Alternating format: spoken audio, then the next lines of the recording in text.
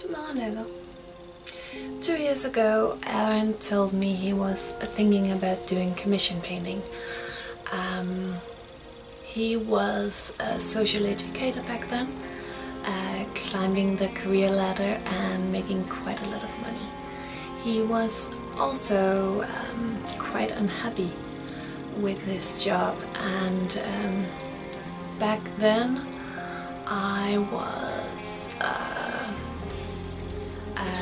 part-time team leader at the university while taking classes on management, and of course we had the Nurgling who was a small baby boy at the time. And if you are a parent yourself, you know that having children is probably the most expensive free thing you can ever do. So I did the math and I told him no, perhaps someday. And then he had a blood clot in his brain. He was misdiagnosed and put on medicine that pretty much ruined his chances of ever working as a social educator again. Ambulances and close calls became a part of our lives, and after 7 months so I couldn't take it anymore. I got sick myself, and we both lost our jobs, and that is where this tale begins. So of course I regret telling him no back then. I think somehow he knew that the whole career thing was wearing him down.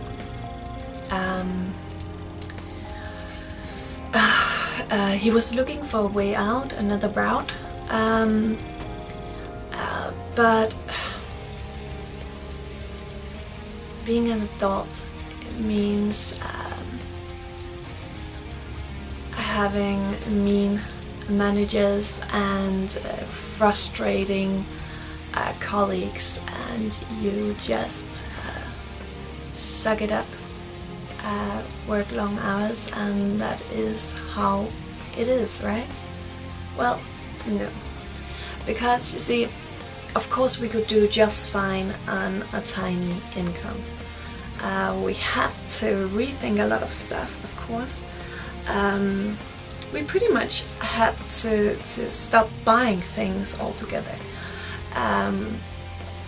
Of course the tiny house definitely helped. We have very few living expenses, and I started growing stuff in the garden and foraging in the woods to lower our food expenses, and we started repairing, mending stuff instead of just buying new ones. And then there's a hobby. I believe we can all agree that the hobby is expensive, but we agreed on a small budget, and fortunately Errant, like most wargamers, had quite the stash lying around. I think you can actually see some of it on the screen in the background. He was definitely better at buying boxes than getting miniatures tabletop ready, so that definitely helped. Did I believe in him at first? Well, he definitely had to prove himself. Right after the blood clot, he couldn't even pick up a brush. But it was something he really wanted to do, and he did it. And from my perspective, it was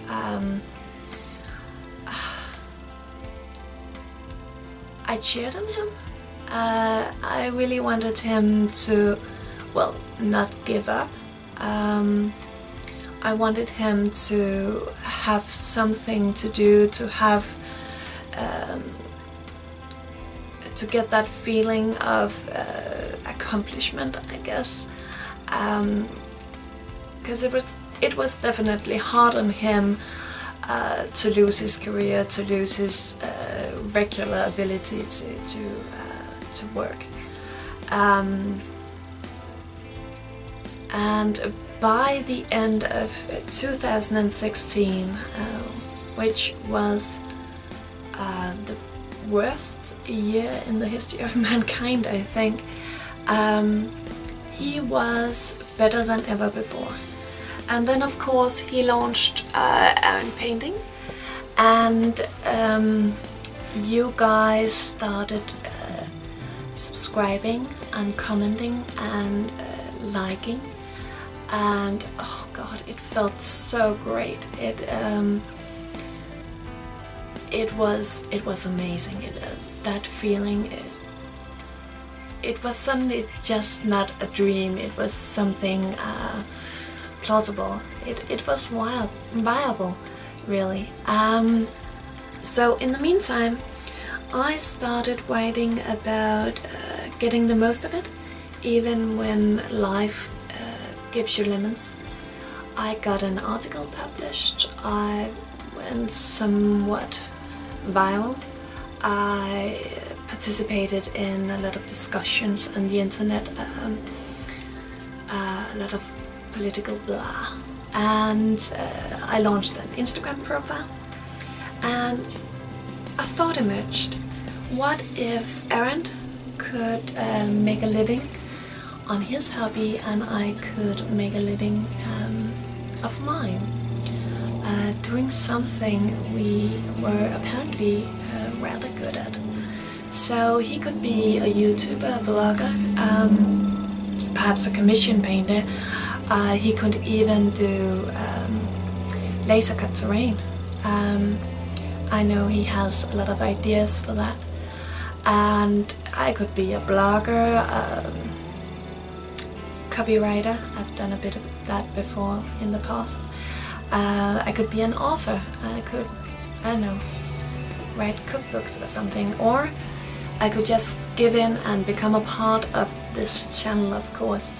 I'm not quite sure if you've noticed, but in the past weeks, Errant has started to say we about the channel, meaning of course me and him and the crew, instead of just saying me.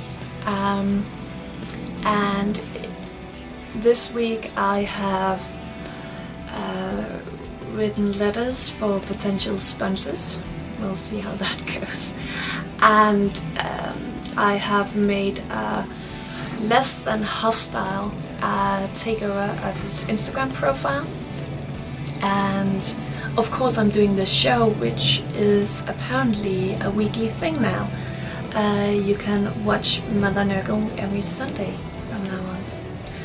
So who knows, maybe Errant painting will become a family business at some point, if you count in the Nurgling, of course.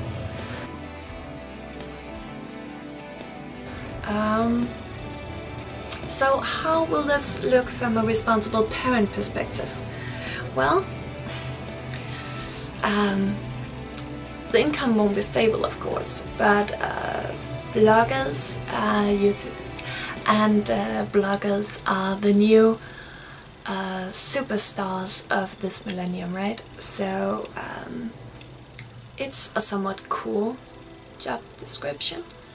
I think he'll be fine, and thrifting is fortunately not as tabooed as it used to be, and family and friends seem deemed to fuel Vida's toy collection, so it'll all work out.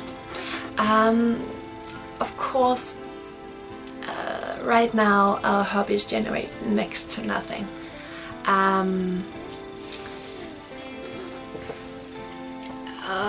We still need more followers, more subscribers, more publicity, really, and we're working on that, and the numbers are climbing, and it's awesome, really. So grateful for our viewers and our backers. And well, it's possible, and it feels great. So what are your options if you want to turn your hobby, turn wargaming into some kind of job? Well, there is no real money in playing, right? At least not here in Denmark. Cash prizes are very rare. There are sponsor prizes, of course, meaning you can, if you are lucky, win brushes, paint, terrain, miniatures. And of course that is great, but it won't pay the rent. You can always get a job at your local gaming store, or you can, at least here in Denmark, it's common for wargamers to work with children, learning them how to paint or to play, or commission painting seems a popular choice if you are good enough, or of course YouTubing. Though you have to have a lot of time to put into this before it will actually generate anything. It takes a lot of years. Errant has been on this for 6 months now, and yeah, that's still a long way to go. Of course you can always get, well, always not that easy, but you can get sponsor prizes, and of course that will, not prizes, sponsorships, and of course that will help minimize your hobby budget. But again, no cash. So, but with 3D printers and laser cutters, there is a possibility to make terrain, to make bits, sell them on eBay or Etsy, like Promethean Forge used to do before he got his own web shop, which unfortunately does not send to Denmark.